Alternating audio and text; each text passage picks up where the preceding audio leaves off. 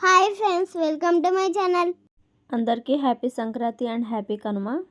ఈ సంక్రాంతి స్పెషల్ సకినాలు. పిండి వంటల్లో భాగంగా సంక్రాంతి స్పెషల్ సకినాలు.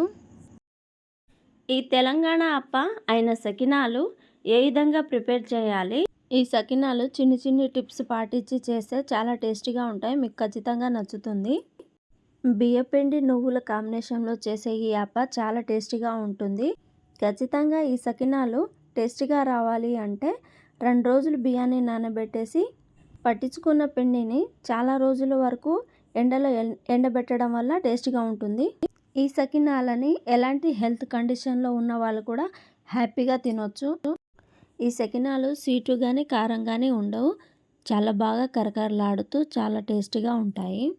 ప్రిపేర్ చేయడం కూడా ఈజీ. ఇలా చూపిస్తున్నట్టుగా ఇలా తిప్పుతూ చేస్తే చాలా ఈజీగా వచ్చేస్తాయి. చాలా టేస్టీగా ఉంటాయి.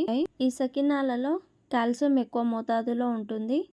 ఇంటర్ సీజన్లో ఈ సకినాలు తినడం వల్ల దీంట్లో నువ్వులు యూజ్ చేసాం కాబట్టి చలికి ముడుచుకున్న కండరాలు యాక్టివ్గా ఉంటాయి. ఈ అప్పకి ఖచ్చితంగా పాత బియ్యాన్నే వాడాలి. కొత్త బియ్యం అయితే తినేటప్పుడు సాగుతూ ఉంటాయి. ప్రిపేర్ చేసే విధానం: ముందుగా రేషన్ బియ్యం, పాత బియ్యాన్నే తీసుకోవాలి. అయితేనే చాలా బాగా సకినాలు వస్తాయి. ఇక్కడ నేను 5 కేజీల బియ్యాన్ని తీసుకున్నాను. 5 కేజీల వరకు కొలిచి ఒకసారి చెరిగి నీళ్ళల్లో నానబెట్టుకోవాలి. నీళ్ళల్లో నానబెట్టే ముందు ఒక 2 సార్లు కడిగేసి బియ్యాన్ని నానబెట్టేసుకోవాలి. ఈ సకినాలు ప్రిపేర్ చేయడానికి ఖచ్చితంగా బియ్య పిండిని 2 రోజుల వరకు నానబెట్టాలి. నానబెట్టే ముందు 1కి 2 సార్లు బియ్యాన్ని కడిగేసి నానబెట్టుకోవాలి.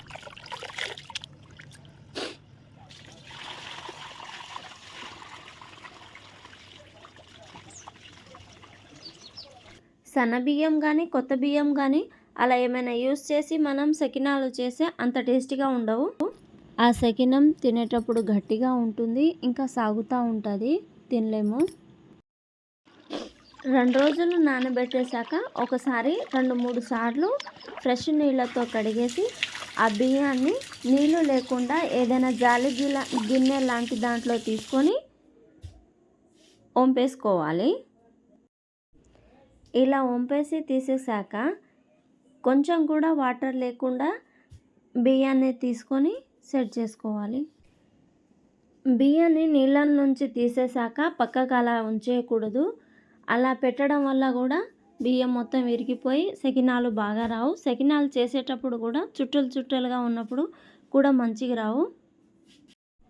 ముఖ్యంగా పాత బియ్యం ఉంటేనే టేస్టీగా ఉంటాయి. ఇదైతే కంపల్సరీ పాటించాలి సకినాలు చేసేటప్పుడు.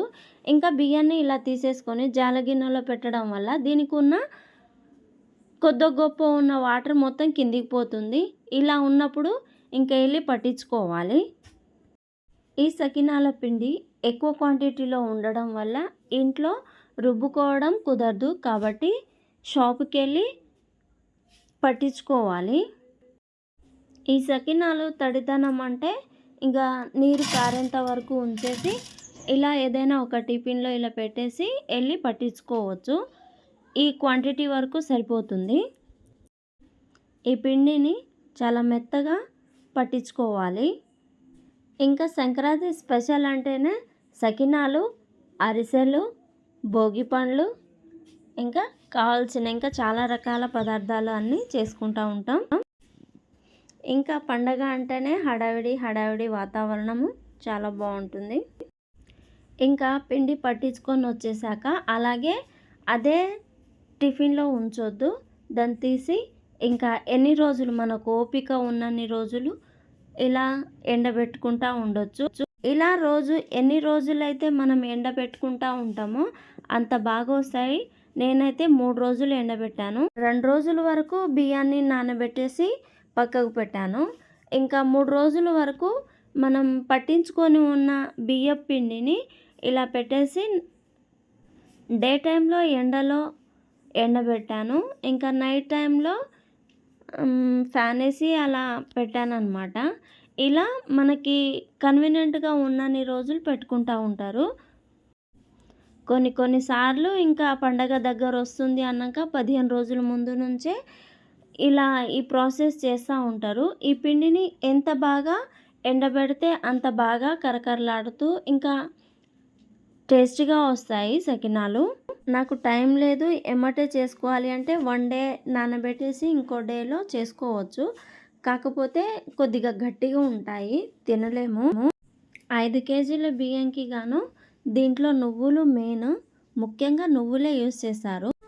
దీంట్లో కొలతగా ఇగో ఇంత ఉప్పు అనమాట. 1 కేజీకి ఇంత, ఇలా 5 కేజీలకి 5 సార్లు అంత వేసిందనమాట. దాదాపుగా మనం దోసెట్లో కొంచెం అనమాట.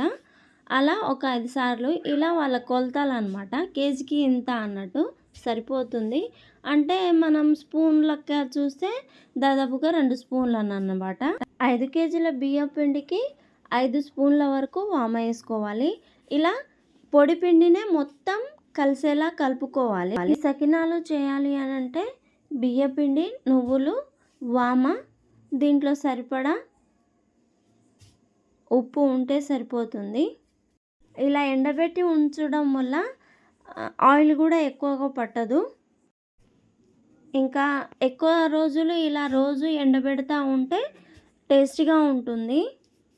కొన్నిసార్లు మనం ఎండబెట్టడం అలా ఇంట్లో ఉండకపోవడం మనకి కుదరదు కదా, అలాంటప్పుడు చేసుకోవచ్చు. కాకపోతే కొద్దిగా గట్టిగా ఉంటాయి, ఆ టేస్ట్ అనేది సరిగ్గా తెలియకుండా ఉంటుందన్నమాట. ఇగో చాలాసేపు వరకు ఇలా మొత్తం కలిసేలా మొత్తం కలిపేశాను. ఎక్కువ క్వాంటిటీలో సకినాలు ఉండడం వల్ల మాకు తెలిసిన ఆమెని కూడా పిలిపించుకొని అందరం కలిసి చేసాము. అత్తయ్య, నేను, తను అనమాట. ఇంకా పండగ సంబరాలు భలే బాగుంటాయి.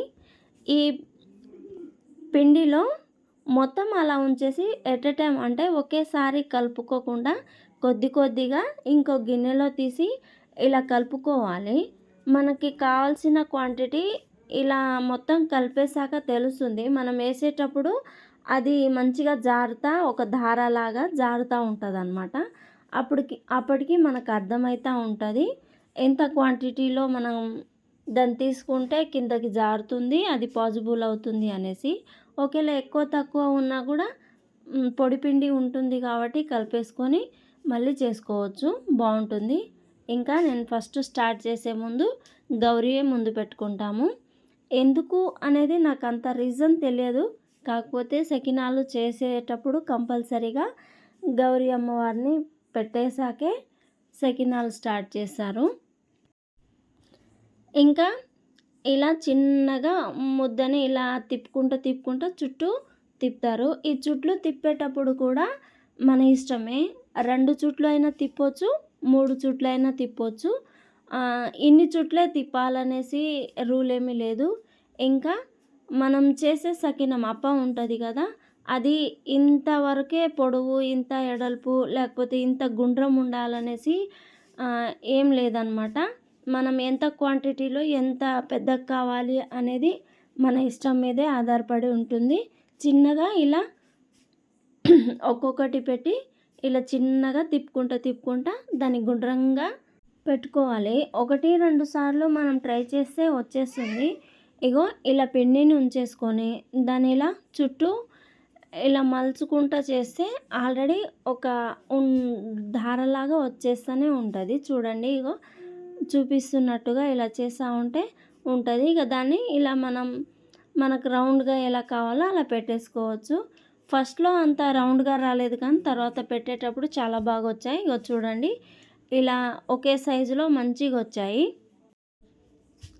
ఇలా మనం రౌండ్గా చేసుకొని పెట్టుకోవాలి. ఈ రౌండ్గా చేసేటప్పుడు మనం నూనెలో వేయించుకునేటప్పుడు తడిగా అంటే అప్పుడే రౌండ్గా చేసిన దాన్ని ఎమ్మటే నూనెలో వేయలేము. ఇక మనం రౌండ్గా చేసిన కొద్దిసేపటికి అంటే ఒక 10-15 నిమిషాలు కంపల్సరీ ఉండాలి. దానికంటే ఎక్కువ కూడా ఉంచలేము. ఈ రౌండ్గా చేసిన ఉండల్ని కదా, ఈ సకినాలు ఉన్నాయి కదా, వీటిని ఒకవేళ ఏదైనా పనిలో ఉండి మనం 1-2 గంటల వరకు అలాగే ఉంచేస్తే అవి తీసేటప్పుడు ఇరిగిపోతూ ఉంటాయి అన్నమాట, ప్రాపర్గా రావు. అలా అని చాలాసేపు ఉంచొద్దు. ఇక మనం ఇటు సైడ్ ఒకళ్ళు పెడతా ఉంటే ఇంకొకళ్ళు ఇక పెట్టిన వాటిని ఒక 10-15 నిమిషాల గ్యాప్‌లో ఇలా తీసి ఏయించుకోవాలి. ఇక తెగకుండా చాలా బాగొస్తాయి. ఇంకా బావుంటుంది. ఇలా ఒకదాని తర్వాత ఒకటి ఎన్నైనా ఏసుకోవచ్చు. మనం కళాయిలో పెట్టిన ఆయిల్‌ని బట్టి ఏసుకోవాలి. చాలా అంటే చాలా బావుంటాయి. ఇంకా మా ఇంట్లో సంక్రాంతి సంబరాలు ఈ విధంగా జరుగుతున్నాయి. మా బుడ్డి పాప ఇగో చాలా బాగా ఒక్కొక్కటిగా తీసి మా అత్తయ్య గారికి అందిస్తూ ఉందన్నమాట. అత్తయ్య దగ్గరగా ఉన్న వాటిని అప్పుడప్పుడు తీసుకొని పెట్టేసుకున్నారు. ఇంకా ఇవి ఇంట్లో పెట్టిన సకినాలు. వీటిని తీసుకురా అమ్మా అంటే ఇంకా ఒక్కొక్కటి చిన్నగా జాగ్రత్తగా తీసి అందిస్తూ ఉంది. ఆ సకినాలు తెగకుండా బాగానే కాన్సంట్రేషన్‌గా తీసి బాగానే అందించింది. ఇలా తీసిన వాటిని ఒక్కొక్కటిగా ఇలా పెట్టేసుకొని వేయించుకోవాలి. చాలా బాగుంటాయి. లైట్ అండ్ గోల్డెన్ కలర్ వచ్చేంత వరకు వేయించుకోవాలి. ఈ సకినాలు నూనె కూడా ఎక్కువ పీల్చుకోదు. చాలా బాగుంటాయి. కరకరలాడుతూ ఇలా చేస్తే చాలా బాగుంటుంది. ఈ అప్ప చాలా రోజుల వరకు కూడా నిల్వ ఉంటుంది. పాడైపోదు. టేస్టీగా ఉంటుంది. ఏదైనా టిఫిన్ లాంటి దాంట్లో పెట్టి గాలిపోకుండా ఉంటే ఇంకా చాలా బాగుంటుంది. 2 నెలలు 3 నెలల వరకు ఉంటుంది. ఇంకా ఇలా చేత్తో చుడితేనే ఇంకా బాగుంటాయి.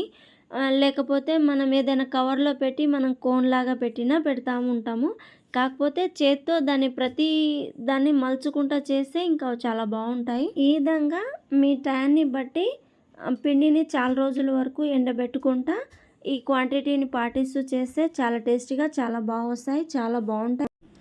ఈ వీడియో మీకు నచ్చితే please like, share and subscribe to my YouTube channel. Thank you for watching.